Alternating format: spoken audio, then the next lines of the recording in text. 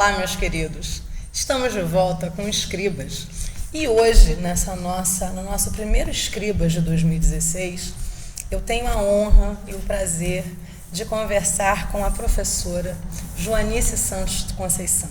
A professora Joanice é professora de Antropologia da Universidade Federal Fluminense.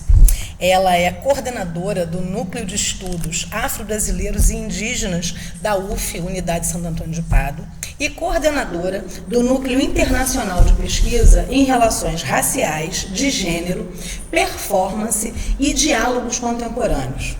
A professora Joanice também é uma mulher de axé, iniciada no Axé do Vapor, em Salvador, na Bahia.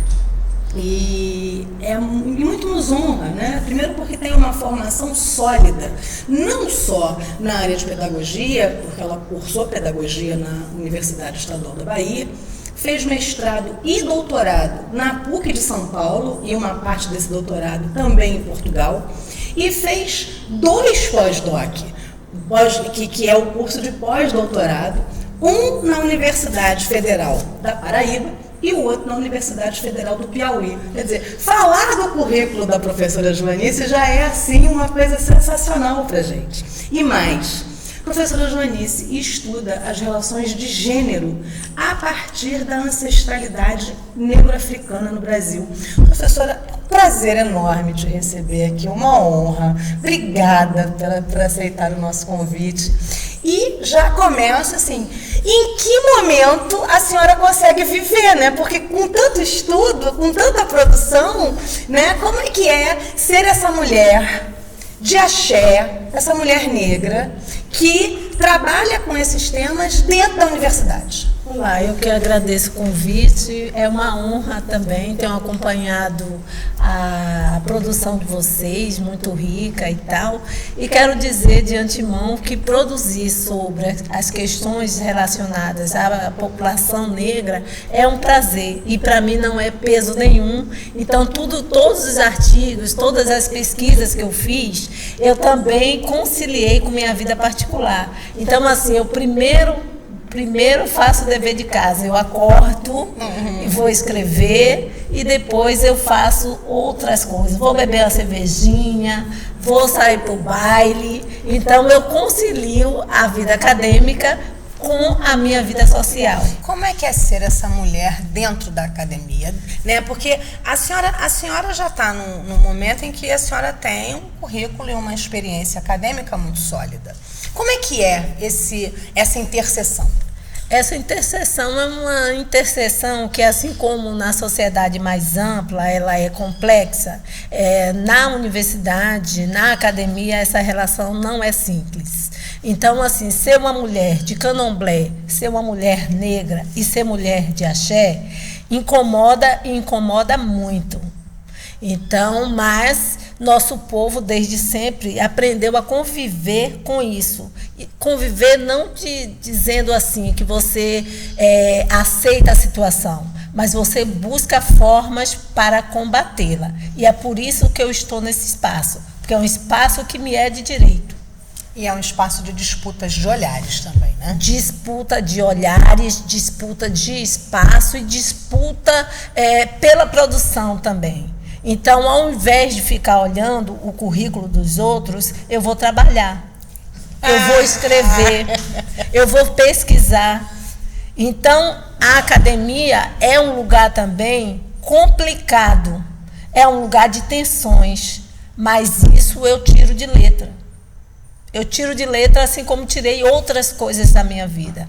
Então, quando eu chego na academia para assumir um cargo, e quase todos eles eu estava de preceito, eu já indicava no primeiro dia de aula de que lugar eu estaria falando.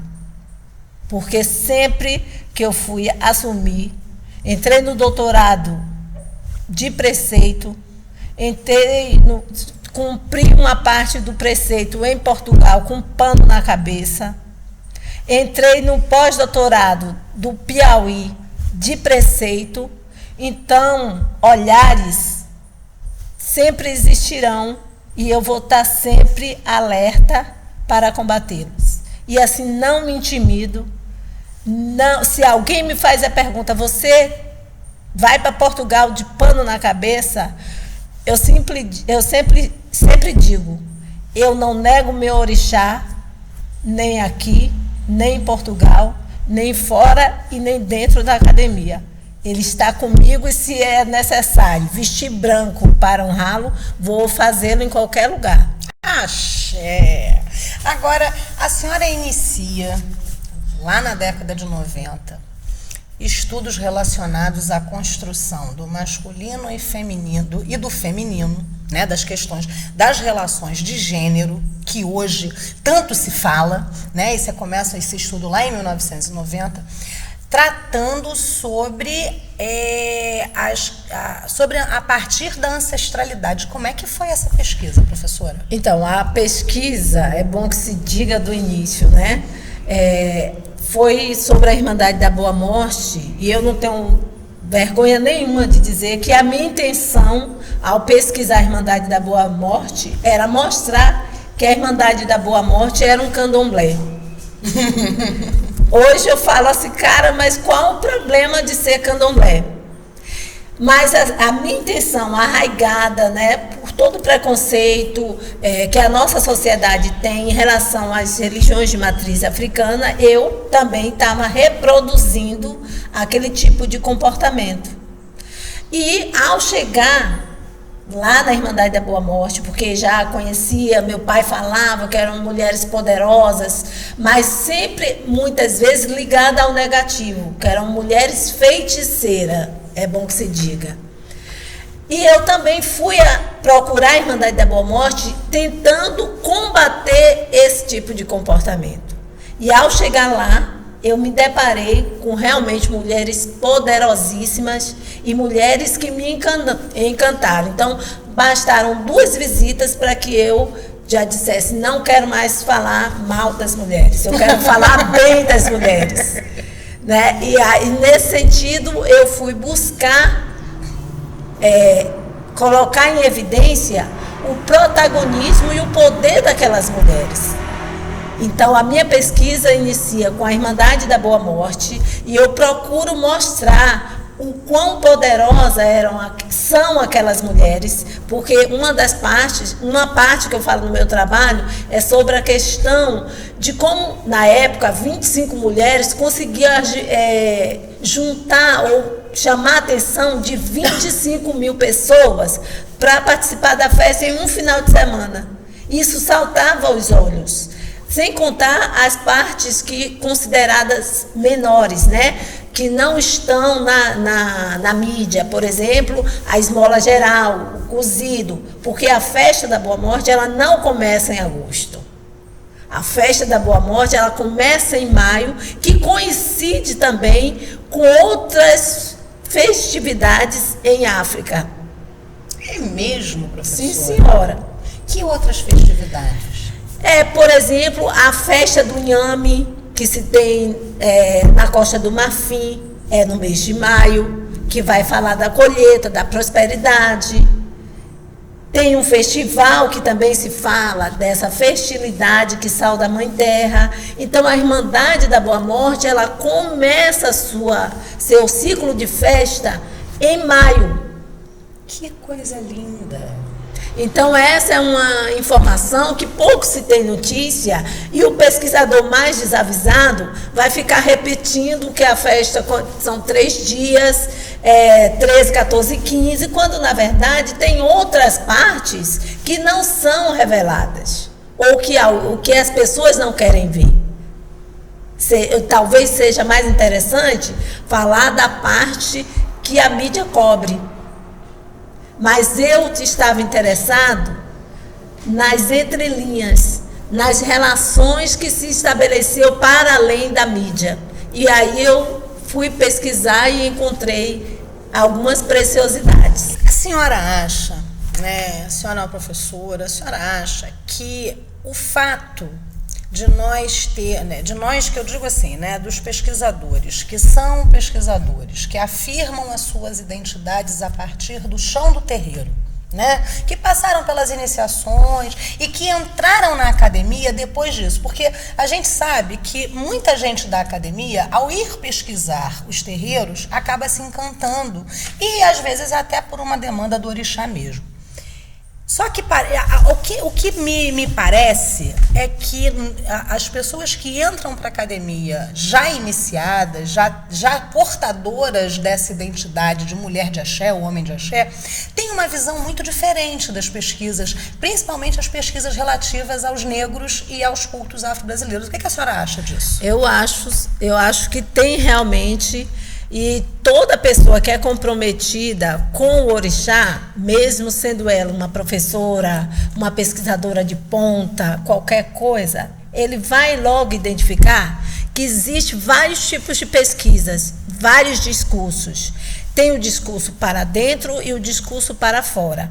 Então, se eu sou comprometida com a academia e sou comprometida com o terreiro, então tem uma demanda que só diz respeito a mim. E eu vou falar de algo que todo mundo fala, o segredo do candomblé.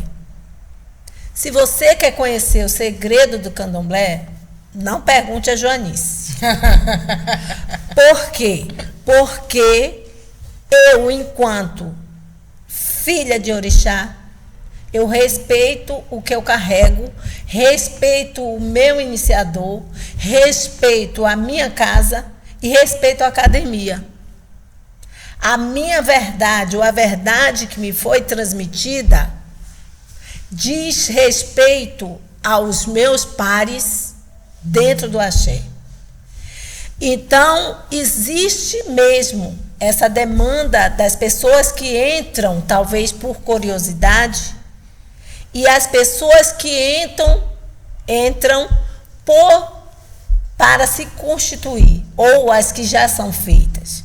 Então, eu ouço o tempo todo na academia, como se fosse demérito.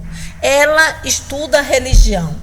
Eu simplesmente digo, você já se deu o trabalho de olhar a minha produção? Porque eu uso como pano de fundo a religião para pesquisar outras, que no caso é gênero. Gênero. E as relações, elas são amplas. Elas se dão de várias formas. E a religião é um dos canais que eu posso linkar com a sociedade mais ampla. Então, tem essa constituição do pesquisador que entra com a demanda para uma pesquisa e que no meio o orixá diz, não, meu filho, você não vai só pesquisar, você vem para o colo de papai ou vem para o colo de mamãe. E tem aquele que entra porque tem a necessidade de colocar em evidência ou desconstruir os estereótipos que são atrelados às religiões de matriz africana. Professora, uma das questões muito apontadas hoje na contemporaneidade é de que os discursos feministas, né, esses discursos feministas a partir da Europa, por demanda de trabalho, por igualdade de gêneros, é como se fosse essa disputa entre homem e mulher, né, que a gente percebe na sociedade brasileira, por exemplo. Esses discursos, eles não dão conta das necessidades e das questões das mulheres negras e principalmente também das mulheres que são de axé. O que a senhora poderia nos falar sobre isso? Essa é uma das críticas que eu faço tão logo na minha tese, né, ao falar do conceito mesmo de gênero. O conceito de gênero é genérico. E como genérico, ele não contempla todas. E então, o conceito de gênero, ou essas disputas também, que se fala sobre o feminismo, ele tem que ser balizado. Eu tenho que dizer de quem eu estou falando. Eu tenho que dizer de que mulher eu estou falando. Se eu falo mulher, eu falo genérica. Eu não digo, eu quero falar da mulher negra, de candomblé. E outra coisa, assim, que eu queira. Ao que me parece, nós mulheres não temos, né, nós mulheres de axé não temos a menor questão com relação a trabalho. Nós sempre trabalhamos, Sim. sempre sustentamos as nossas famílias e sempre fomos muito, assim, pelo menos no que a gente se constitui, os homens de terreiro nos respeitam. Sim. Né? Mesmo que sejam nessas relações do terreiro. Como é que a senhora vê isso? É também uma questão bastante instigante que eu venho trabalhando o tempo todo. Eu estou falando sobre a questão do protagonismo das mulheres negras, sobre o protagonismo das mulheres de axé. O nosso protagonismo vem pelo trabalho e pela religião. Protagonismo da mulher negra, em sua maioria, se dá por meio do trabalho e por meio da religião. Não teve outro caminho. Eu vou só me referir às primeiras mulheres que chegaram na Bahia, né, de onde supostamente se iniciou tudo em relação ao axé. A gente sabe que há controvérsias, né? A história está aí para balizar, mas eu vou pegá-las como exemplo. Então, a cidade de Salvador, o recôncavo baiano, ele começa a mudar a partir do momento em que chegam as mulheres. A história também dá conta das grandes insurreições que ocorreram em Salvador e no recôncavo baiano, e que as mulheres eram elas protagonistas. A revolta dos malês, as mulheres estavam presentes. Quem identificavam os homens malês? As mulheres que passavam os anéis. Quem eram as grandes ialorixás? Então, Maria Júlia Figueiredo, lá na Barroquinha, grande ialorixá, que ao lado dos homens da Irmandade dos Martírios, fundou a Igreja da Barroquinha, que por sua vez tinha um candomblé ao fundo. Então, o protagonismo das mulheres começam quando elas vão para a rua vender quitute. E eu, desavisado, não entendia que a mulher circulava e ouvia, né? Até porque as escravizadas, as ex-escravizadas, elas não eram consideradas muito pessoas, né? Então, as mulheres ouviam tudo na rua e ajudavam também nessa construção. Então, o nosso protagonismo, ele vem pelo trabalho e vem pela religião. E assim, ainda hoje, com toda a efervescência das igrejas pentecostal e neopentecostal, ainda assim, a mulher negra se sobressai por meio do trabalho e da religião. Olha a Universal e vê quem vai para a rua. Olha a Universal e vê quem está na porta. São as mulheres negras. São as mulheres. Então, ainda assim, eu digo que nós estamos ocupando outros lugares graças ao protagonismo das primeiras mulheres africanas e suas descendentes que aqui chegaram. Agora me diga uma coisa, professora. A gente tem o candomblé. Ele é uma religião matriarcal? Olha, eu como uma pessoa que estuda o gênero, eu vou dizer que no início assim o era. Mas também não posso negar a participação dos homens. Então, mas no Brasil, o candomblé começa com as mulheres.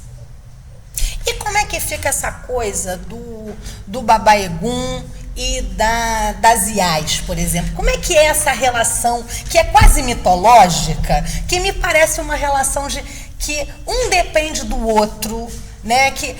Porque na verdade assim, né, quando você coloca, parece que o homem não tem protagonismo também. Parece que a gente faz uma disputa. O matriarcado é um conceito que serve para pensar? Olha, o matriarcado serve para pensar as relações, mas como eu estou inserida em uma sociedade ocidental, onde o poder do macho é o que vale, eu vou dizer que o candomblé também ele é contaminado pela égide masculinizada. Mas também, se você me perguntou desse protagonismo, da disputa entre o homem e mulher de candomblé, e eu vou te dizer, essa disputa talvez seja o Ocidente que tenha feito. Porque as pesquisas que eu fiz até agora, nos documentos, as pesquisas também me levam a acreditar que havia uma relação mais de complementariedade do que de disputa. É claro, eu não vou me furtar de dizer o seguinte: o estatuto de algumas irmandades, ele reflete, ou eles refletem, a postura da sociedade mais ampla, de dizer que a mulher tinha que lavar roupa, coser. Mas, por outro lado, havia uma relação entre as mulheres do axé e os homens.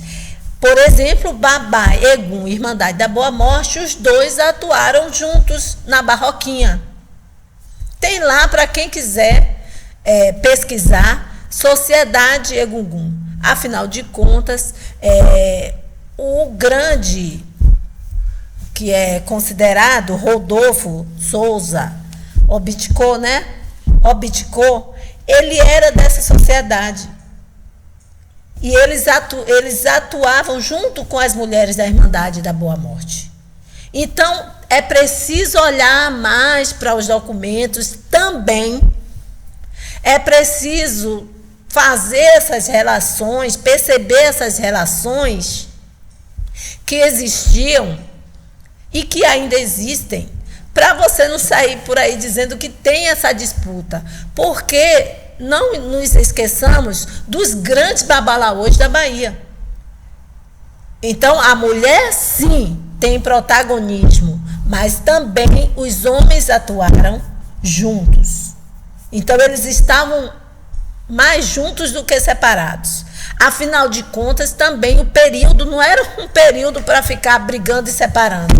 Tinha que unir forças. Era um pós-escravidão, e assim, pós-escravidão entre aspas, porque ainda hoje nós temos muita coisa de escravidão. Então, mas naquele momento ainda era muito mais perverso do que hoje. Então, era um momento de união e não um momento de separação. E as mulheres puderam também atuar, puderam se juntar aos homens para fazer esse protagonismo. Então, os homens, sim, tiveram participação e as mulheres também. Eu diria que é uma relação de complementariedade. Muito embora, atualmente, essa situação venha sofrendo algumas mudanças, né? Tendo em vista que hoje nós temos um grande número de sacerdotes que estão à frente dos terreiros. Sim.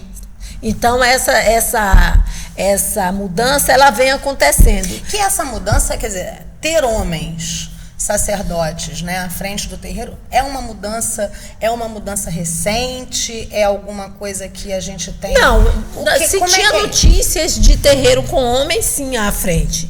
Agora, tem questões que é muito mais ampla, muito mais complexa do que simplesmente falar tinha homem à frente do terreiro. Então, na época de 1930, na época de Mãe Menininha, os homens tinham um papel preponderante no jogo de búzios, né, de ser babalaôs. Então, também tem que se dizer em que momento se está falando.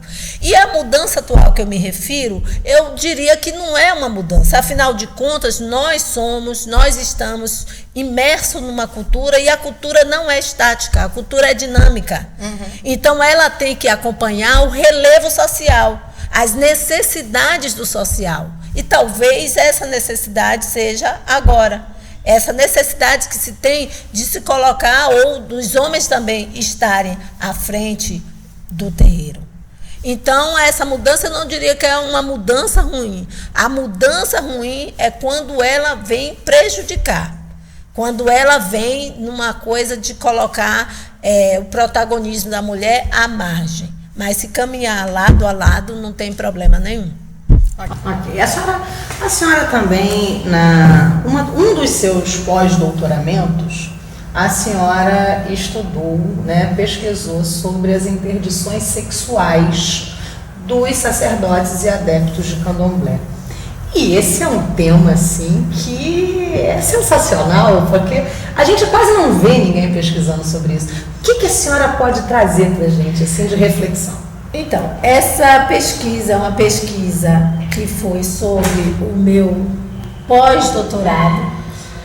A pesquisa de campo eu comecei em João Pessoa e estendi essa pesquisa também para o Piauí, para pesquisar mesmo essa relação, ou a minha questão de fundo era saber se as interdições em relação à sexualidade ou à prática do sexo, ela impedia a expansão das religiões de matriz africana ou não.